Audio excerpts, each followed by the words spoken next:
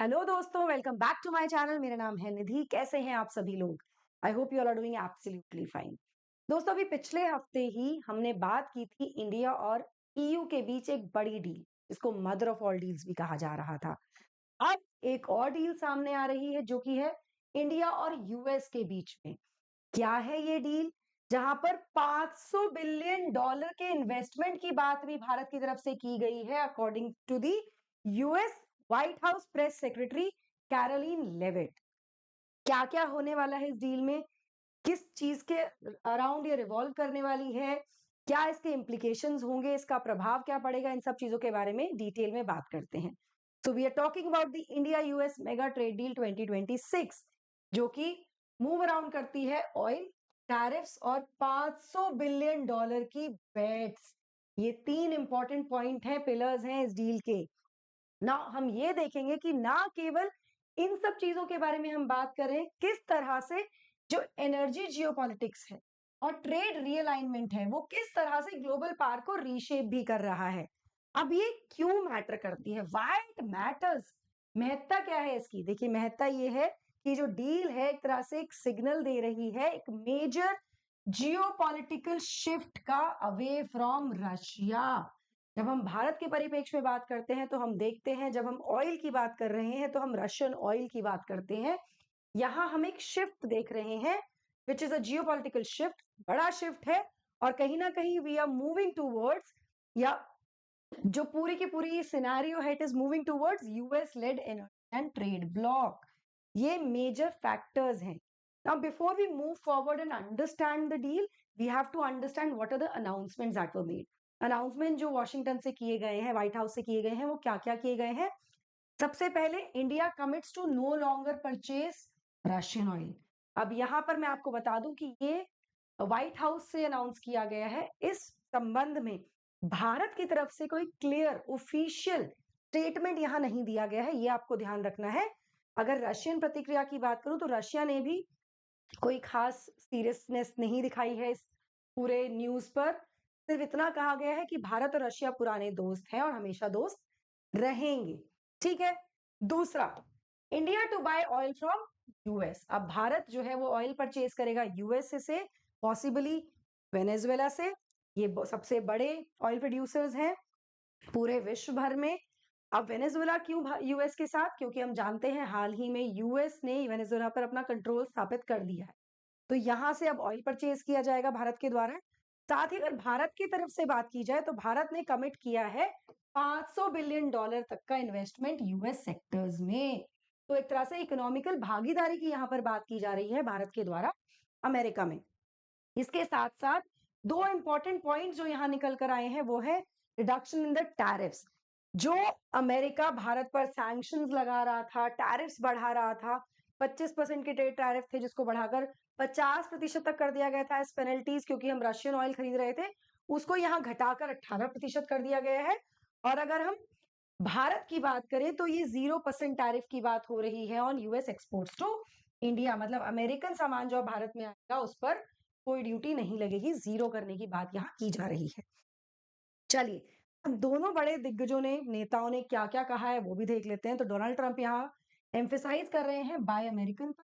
जैसा कि मैंने आपको बताया, ऑयल परचेजिंग की बात हो रही है। साथ ही जो ड्यूटी है, जो टैरिफ है, जो 0% किए गए हैं भारत के द्वारा, उसकी वजह से क्या होगा? This deal is going to be a win win for American workers. भाई, जब अमेरिकन सामान भारत में आएगा तो सस्ता मिलेगा, कम टैरिफ के साथ मिलेगा, तो क्या होगा? यहाँ पर सामान ज्यादा आएगा अमेरिका का, तो अमेरिका में मैन्युफैक्चरिंग जो वर्कर्स हैं उनको फायदा होगा, क्योंकि प्रोडक्ट इंडिया में, इंडिया का एक मार्केट खुल गया उनके लिए, एक बड़ा मार्केट सस्ते रेट में खुल जाएगा, थोड़ा सस्ता हो जाएगा। तो ये एक विन विन सिचुएशन होगी। वहीं अगर हम अपने प्रधानमंत्री नरेंद्र मोदी की बात करें तो उन्होंने कहा है कि जो रिड्यूस टैरिफ्स हैं उसको बेसिकली उन्होंने हाईलाइट किया है, जो कि 25% से घटाकर कितने कर दिए गए हैं? 18% कर दिए गए हैं। तो ये कहीं ना कहीं बड़ी जीत है मेड इन इंडिया के लिए। यानी भारत का सामान अमेरिका जाएगा केवल 18% के टैरिफ पर। उससे क्या होगा? एक बड़ा मार्केट अमेरिका में भारत के लिए खुलेगा, भारत का सामान वहां पहुंचेगा, कॉम्पिटिटिव होगा वो सामान वहां पर। तो हमारे मेड इन इंडिया के लिए भी एक विन विन देखा जा रहा है इसको। और साथ ही इस डील को कहा गया है step toward global piece and prosperity, global piece की तरफ हम यहाँ बढ़ रहे हैं, ऐसा यहाँ कहा जा रहा है। व्हाइट हाउस की जो मैसेजिंग थी वो फोकस कर रही है 3 इंपॉर्टेंट पॉइंट्स पर। सबसे पहले एनर्जी डोमिनेंस यूएसए की, सप्लाई चेन कंट्रोल जो टैरिफ्स की बात की गई है, और स्ट्रैटेजिक पार्टनरशिप, एक बड़ी महत्वपूर्ण पार्टनरशिप को आगे ले जाने की यहाँ बात की जा रही है by the USA. Now the biggest question जो हम सबके दिमाग में आएगा कि भाई ये रशिया जो है, रशिया के जो ऑयल इंपोर्ट्स हैं उनको खत्म करना इतना बड़ा मुद्दा क्यों है? हम सभी जानते हैं कि इतना बड़ा मुद्दा क्यों। देखो बहुत सीधी सी बात है, अमेरिका बहुत समय से, रशिया यूक्रेन वॉर के समय से ही अमेरिका ये कह रहा है कि रशियन ऑयल मत खरीदिए, रशियन ऑयल मत खरीदिए। लेकिन भारत इकोनॉमिकली इसको एक अच्छा डिसीजन मानते हुए रशिया से ऑयल खरीद रहा था क्योंकि सस्ता ऑयल पड़ रहा है। तो ये कहीं ना कहीं हमारे इन्फ्लेशन को कंट्रोल कर रहा है, हमें सस्ती चीजें मिल रही हैं, तो हम रशियन ऑयल खरीद रहे हैं, क्रूड ऑयल खरीद रहे थे। लेकिन अब अमेरिका सैंक्शंस पे सैंक्शन लगाया जा रहा था। अब क्या हुआ, क्योंकि रशिया डिस्काउंटेड क्रूड ऑयल दे रहा था, तो भारत जो है it became one of Russia's largest buyers. इतने सैंक्शंस के बाद भी हम रशियन ऑयल ही खरीद रहे। ठीक है, इससे यूएस को क्या लग रहा था? यूएस को ये जो था भारत का रशियन ऑयल खरीदना, क्रूड ऑयल खरीदना, इससे यूएस को लग रहा था कि कहीं ना कहीं जो सैंक्शंस हैं वो वीकन हो रहे हैं जो रशिया पर लगाए जा रहे हैं। भाई रशिया को तो पैसा प्रोवाइड हो ही रहा है ना, रशिया को घेरने की कोशिश की जा रही है, भारत क्रूड ऑयल खरीद रहा है, तो रशिया पर जो इम्पैक्ट पड़ना चाहिए यूएस सैंक्शंस का वो नहीं पड़ रहा है, राइट। उसके अलावा कहीं ना कहीं वेस्टर्न प्रेशर यहाँ अंडरमाइन हो रहा था ऑन मॉस्को, अफेक्ट ही नहीं पड़ रहा ना, हमारे पास तो अलग जगह से पैसा आ रहा है।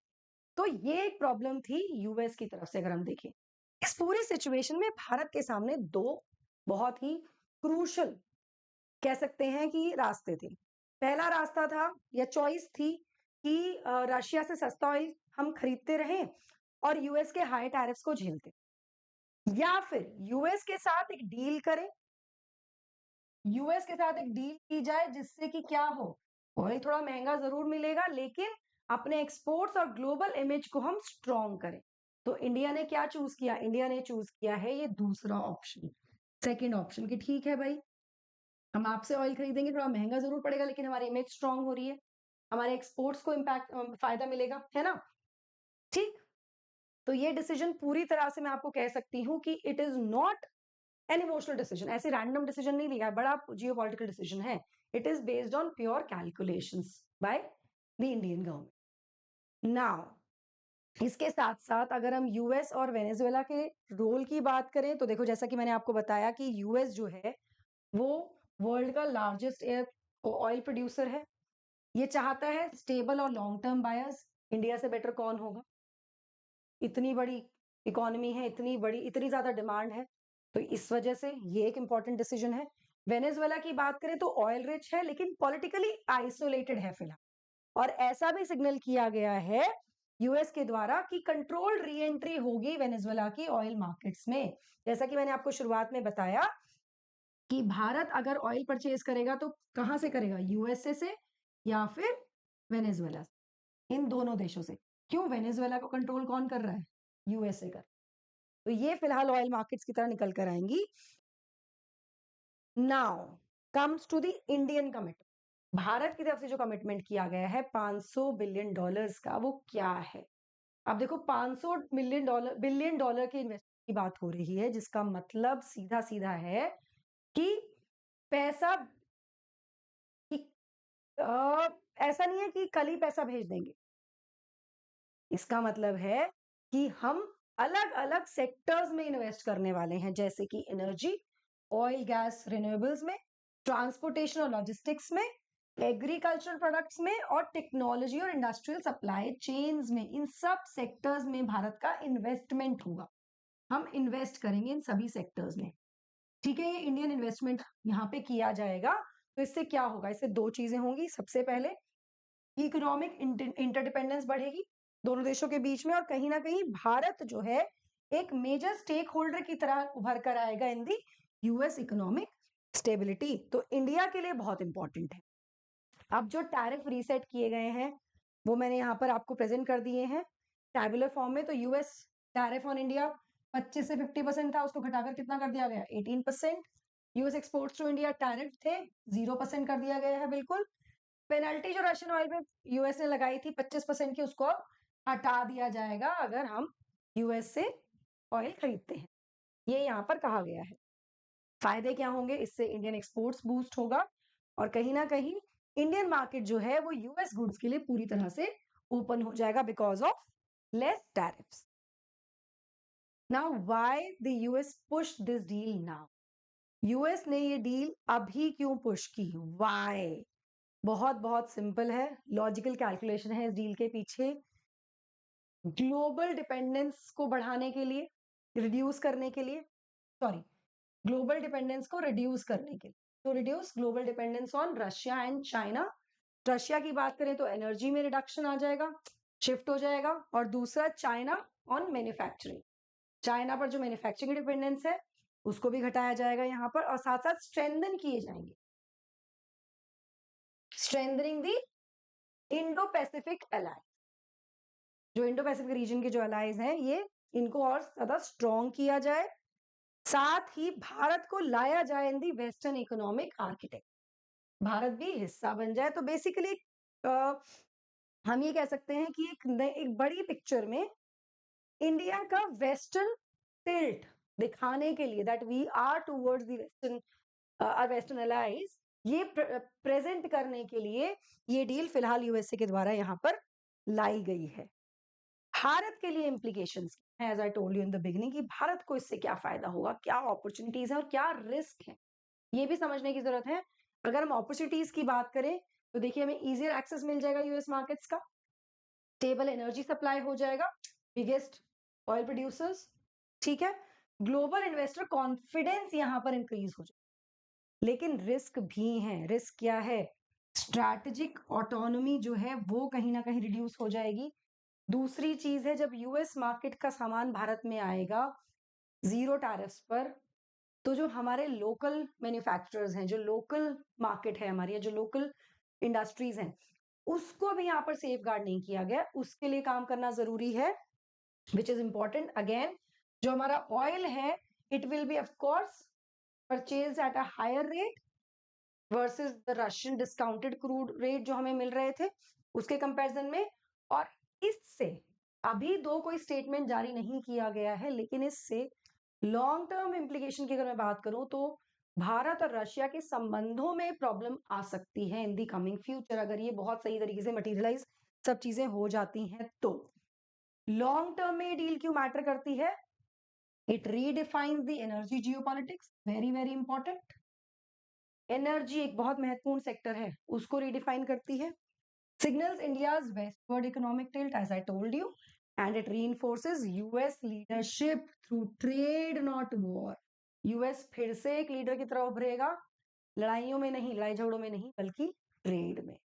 तो this is what this deal is all about as of now. Exactly इसमें क्या होने वाला है, फ्यूचर क्या होगा, वो आने वाले समय में पता लगेगा। कुछ रशियन ऑयल को लेकर कुछ अभी स्ट्रॉन्ग या क्लियर कमिटमेंट या क्लियर स्टेटमेंट्स नहीं आए हैं। आपको इस सब से क्या लगता है कि इसके क्या बेनिफिट हैं? आपको क्या लगता है कि जो ये स्टेप इंडिया ले रहा है ये सही स्टेप है या नहीं? मुझे कमेंट करके जरूर बताइएगा। That will be all from my side. Thank you so much, take care, bye bye.